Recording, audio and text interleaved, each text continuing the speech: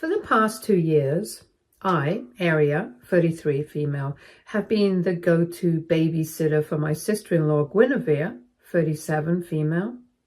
Her kids, Mia and Noah, were adorable, and despite Guinevere's entitled attitude, I genuinely loved spending time with them. I remember when Mia was just a toddler and Noah was a newborn, and I'd spend hours with them while Guinevere did whatever she did.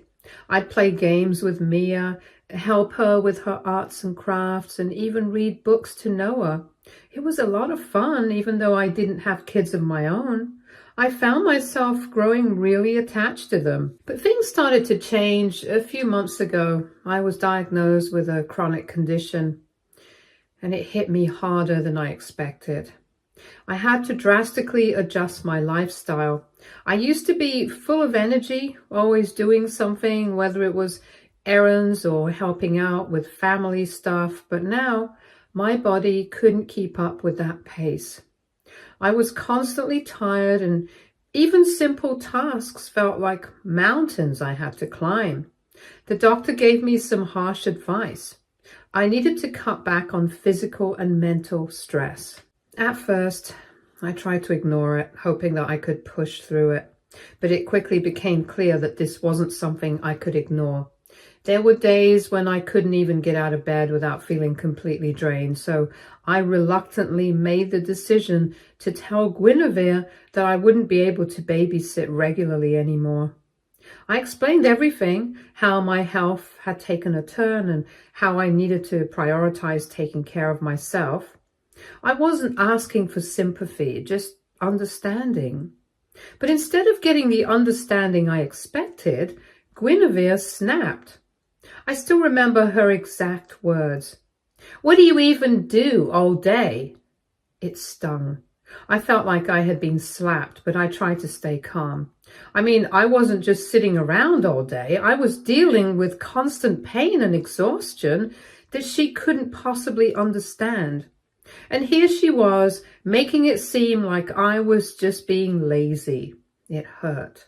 She went on to say that it wasn't like watching her kids was hard work and I was being selfish for not helping out. I tried to explain again, but arguing with Guinevere is like talking to a brick wall. She didn't listen. No matter what I said, she was convinced that I was overreacting. I couldn't keep going back and forth with her, so I decided to just stop responding and hope that she'd let it go. But of course, she didn't. Every few days, she'd message me asking me when I was going to start babysitting again, or telling me how much she really needed help. It felt like I was being guilt-tripped into giving in. At first, I tried to stay strong and stick to my decision. I was genuinely concerned about my health, and I knew I needed to listen to my body, but after a couple of weeks, I started to feel this sense of guilt creeping in. I kept thinking about Mia and Noah. They were so sweet, and I felt like I was abandoning them. It made me question myself and whether I was being selfish. Maybe I was just being too dramatic about my condition. Maybe I could still help out a little, just not as much as before. But then I'd remember how my body felt when I overdid it, and that thought would push me back to the reality of the situation. It wasn't just about me anymore. It was about my health, my well-being, and being able to take care of myself long term. I didn't want to end up in a worse condition just because I felt guilty. In the end, Guinevere didn't respond the way I had hoped. She didn't apologize or even acknowledge how my health was affecting me. Instead, she sulked for a few weeks. I didn't hear from her much except for the occasional passive-aggressive comment. It was tough to deal with, but I knew that I had to keep my distance for my own sake. A month later, my husband and I were invited to a family dinner at my in-laws' house. Honestly, I had mixed feelings about going. I hadn't seen Guinevere since our last heated exchange, and the thought of her confronting me again made my stomach turn. But it was family, and I didn't want to start any drama, so I agreed to go. I was hoping things would be civil and that maybe, just maybe, Guinevere would have had a chance to reflect on her behavior. Of course, that didn't happen. The moment we walked through the door, I could feel the tension in the air. Guinevere wasted no time making me the center of attention in the worst way possible. She greeted us with that smug smile of hers, the one that made me feel like she was already plotting something. As we sat down at the dinner table, everyone was chatting, catching up, and generally enjoying themselves. It seemed like it was going to be a normal family dinner until Guinevere decided to speak up. "So, Aria," she said loudly, "are you still too sick to help out with my kids? Or is it just an excuse because you're too lazy to get off the couch?" The room went dead silent. I could feel my face burning up as I tried to stay calm. I'm not one to make a scene, but that comment, it was a punch to the gut, and I hadn't told my family members about my condition. My heart was racing, and I could see everyone at the table shift uncomfortably in their seats. I took a deep breath and replied, trying to keep my voice steady. "I've already explained my condition to you, Guinevere. It's not an excuse. I'm just trying to take care of my health." She didn't even flinch. Instead, she smirked and said, "Health, huh? Maybe babysitting would do you some good, get you off your pity train." She laughed like she just made the joke of the century, and the rest of the table exchanged awkward glances. Then the rest of the family members started asking me what had happened, and I had to tell them everything. I was furious, but I didn't want to escalate things, especially not in front of my in-laws. I just stared at my plate, clenching my fists under the table. I knew I had to keep my cool, but inside I was fuming. I wanted to say so many things about how she had no idea what I was going through, about how her lack of empathy was honestly mind-blowing, but I held my tongue. Fortunately, my husband wasn't having any of it, and he jumped in, defending me before I could even get a word out. "Guinevere, that's enough," he said, his voice firm but calm. "You can't talk to Aria like that. She's been through a lot, and you need to respect her boundaries." But even with his support, it felt like the damage was done. Guinevere wasn't one to back down easily, and it didn't take long for her to start throwing passive-aggressive remarks. "I just don't get it," she said, looking directly at me. "It's not like I'm asking you to do anything hard. Babysitting is just watching the kids for a few hours. I don't understand what the big deal is." Everyone else at the table just stared at their food, hoping the conversation would end, but it didn't. Guinevere continued to push. "Maybe if you actually helped out, you wouldn't be so tired all the time." At this point, I was done. I was about to snap, but I didn't want to create a scene, so I just took a deep breath, forced a smile, and said, "Guinevere, I've already told you that I can't babysit regularly right now. If you don't understand that, then maybe we just need to leave it at that." She didn't say anything after that, but did look at me weirdly. I tried to push those thoughts away and focus on the fact that I had stood up for myself.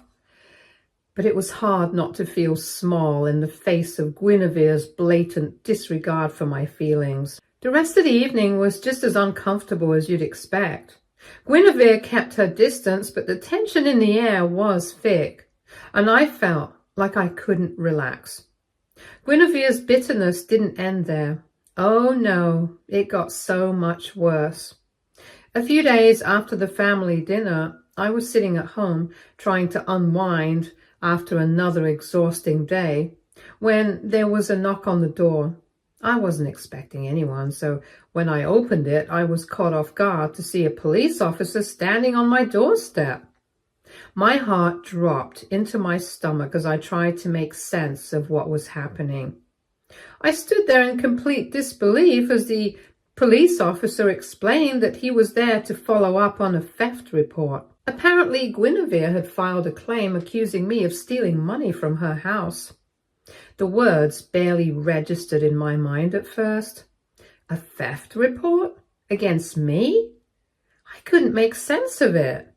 I immediately called Guinevere to try and get some answers. My hands were shaking as I pressed the phone to my ear, my heart pounding in my chest. The phone rang for a few seconds before she picked up. "Guinevere," I said, "what's going on? Why are the police at my door? Why would you accuse me of stealing from you?" She didn't waste any time throwing her insults at me. "You think you can just ditch my kids and get away with it?" She spat through the phone. "Maybe this'll teach you not to mess with me. I'm not going to let you get away with anything." I was in shock. This woman had really just gone this far to make my life miserable. The accusation was absurd, and I couldn't believe I was even having this conversation. But it wasn't about reason or logic with her. It was about revenge. It seemed like she was willing to do whatever it took to punish me for setting boundaries and standing up for myself. I tried to stay calm, but I could feel my anger boiling over. "Guinevere," I said through clenched teeth, "I didn't steal anything from you. This is insane. Why would you even make something like that up?" But she just laughed, almost like she enjoyed seeing me get upset. "I'm not talking to you about this anymore," she snapped, hanging up the phone. I stood there in complete disbelief, staring at my phone. How could someone be so petty and malicious? I didn't know how to process what had just happened. The police officer had been right there, and Guinevere had taken it that far, accusing me of stealing. Stealing! It was so ludicrous, and yet here I was, dragged into this nightmare. Thankfully, the police officer could tell that something wasn't adding up. After a brief conversation, he had already started to see through her story. I was an easy target for her, I guess. I had no motive, no opportunity, and certainly no history of anything like this. I had been at home the whole day, the money supposedly went missing, and I had a solid alibi. The officer even checked our security camera, which verified my whereabouts. It didn't take long before the whole thing unraveled. The officer was polite and professional, apologizing for the inconvenience and assuring me that everything had been cleared up. But the damage was already done. Guinevere had tried to drag me through the mud, and I had been forced to deal with the fallout of her petty behavior. Even though I wasn't in trouble, I still felt shaken by the whole ordeal. Guinevere's scheme backfired in the most spectacular way.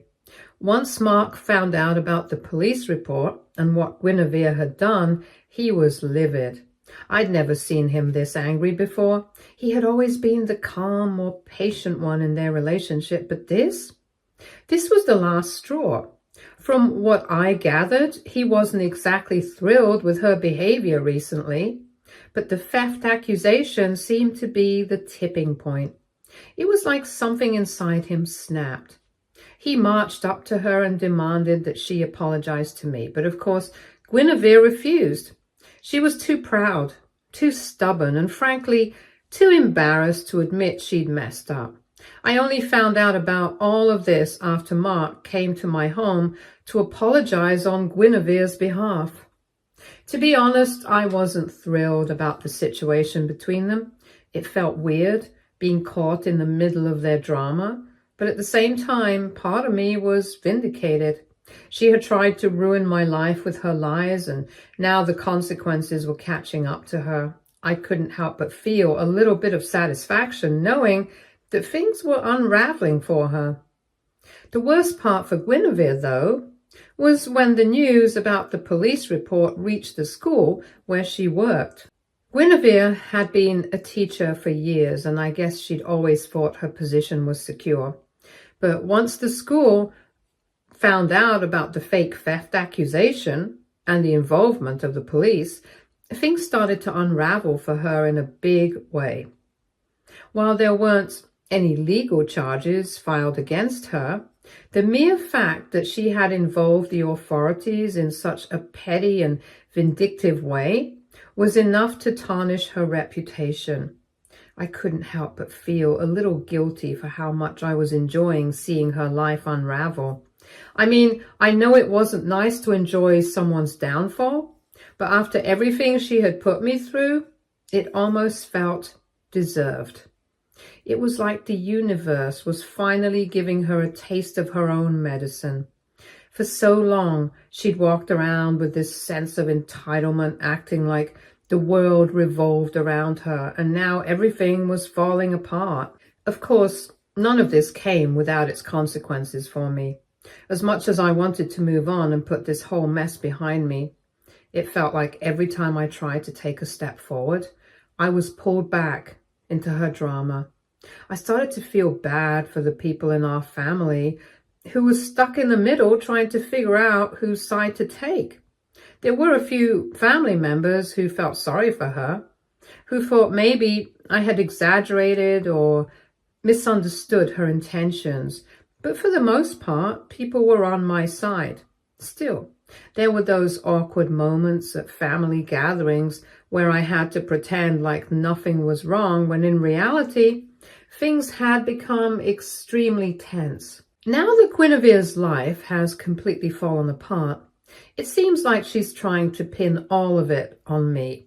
In the midst of another one of our family arguments, she lost it, pointing her finger and screaming that I was the cause of everything that went wrong. She yelled that if I hadn't been so dramatic about babysitting, none of this would have happened. It was like everything that had gone wrong in her life was suddenly my fault. But I had already learned to keep my cool. I didn't engage in the shouting match. Instead, I calmly responded, "Guinevere, I didn't make you mock me at dinner. I didn't force you to file a false police report. You did this to yourself." It felt oddly empowering to say those words for once. I wasn't going to let her twist the narrative or make me feel like I was in the wrong. I won't lie, part of me did feel a small sense of justice as I watched her spiral. Seeing someone so toxic face the consequences of their actions felt right. Even if I didn't take any pleasure in her pain, I'd been on the receiving end of her cruelty long enough. I had to remind myself that this wasn't some petty victory for me. This was simply the fallout from her own decisions. The truth was, I never wanted to be in the middle of this drama in the first place. I simply asked for some space to focus on my health and my own well-being. But Guinevere had taken that request as a personal attack. And everything that followed, her accusations, her lies, her attempts to ruin my reputation, was all her doing. I wasn't the one who escalated things, but I sure wasn't going to be the one to back down. Guinevere no longer speaks to me, and honestly, I'm totally fine with that. If she can't respect my boundaries, then we don't have a relationship to salvage. I've learned that there are people who simply aren't meant to be in your life, no matter how close you once were. I've moved on from the drama, and I'm finally at peace with it. The one thing I do regret, if you can even call it that, is the impact this whole thing has had on her kids. Mia and Noah were innocent in all of this, and I've always loved them like my own. I'm still hopeful that they'll grow up to be kinder and more understanding than their mother. I don't want them to inherit her bitterness and toxicity. However, this thing doesn't end here. Guinevere is now facing some serious issues for filing that false police report. I honestly didn't think she would be held accountable, but apparently she's being investigated for making a false claim, and it looks like she might have to pay a fine or face some kind of penalty. Frankly, it couldn't have happened to a more deserving person. I don't know exactly what the legal consequences will be for her, but it seems like she's going to have to deal with it in one way or another. And of course, now that the walls are closing in on her, she's still not taking responsibility for her actions. In a move that I can only describe as completely out of touch, Guinevere started calling me. She's actually telling me that I should be the one to help pay her fine. Yep, you read that right. She wants me to cover the cost of the mess she created. As if I owe her anything after everything she put me through. It's honestly laughable. And I am just sitting here shaking my head. At first, I didn't even know how to respond. It's not like I want to engage in this back and forth with her. Every time we interact, it just feels like I'm taking a step backward in my healing process. But this was different. This was her trying to manipulate me one more time, and I wasn't having it. I've spent the past few months working on myself and getting my peace back. And this phone call just felt like a slap in the face. She has no right to ask me for anything after the way she treated me. But then she brought her kids into it and tried to make me feel guilty. And now I don't know what to do. Do any of you have any suggestions? Update 1. Hi guys. So I know some of you have had questions about my condition. I just want to say up front that I don't feel comfortable sharing too many details about it here. I hope you can understand, but I will say that it makes me feel really easily physically exhausted. It's something I'm still adjusting to. It's been a bit of a challenge. I'm learning to pace myself, but it's not always easy to explain, especially when it comes to other people's expectations. A few of you also asked how I ended up babysitting for Guinevere, so I thought I'd share a little bit about that. To give you some context, a few years ago, I lost my job. It was a pretty tough time for me, to be honest. I'd been working in a pretty demanding role, and it was the kind of job that left me feeling burned out more often than not. After losing that job, I was kind of at a crossroads, wondering what I was going to do next. I didn't want to rush into another full-time position. That would be just as stressful, so I decided to take some time to figure things out. Around that time, I found a part-time remote job that turned out to be a real blessing. It's flexible, it pays well enough, and I can work from home, so it allows me to have more control over my schedule. Honestly, it's been a great balance, and I've been able to make it work even though it's only part-time. My husband also has a good job, which helps, and together we've been able to stay comfortable financially. So things have worked out, even though it wasn't the career path I expected to be on. Now, because I was working from home and had more free time on my hands, I started looking for ways to fill my days. That's when I ended up babysitting for Guinevere. You see, Guinevere and I have always been family, but let's just say our relationship has had its ups and downs. She's not the easiest person to get along with, but when I lost my job, I found myself with a lot of spare time, and I thought maybe I could help out with her kids. It started when she had to go on a trip with her friends and her regular babysitter canceled last minute. She asked me if I could step in, and even though I wasn't sure if it was a good idea, I agreed.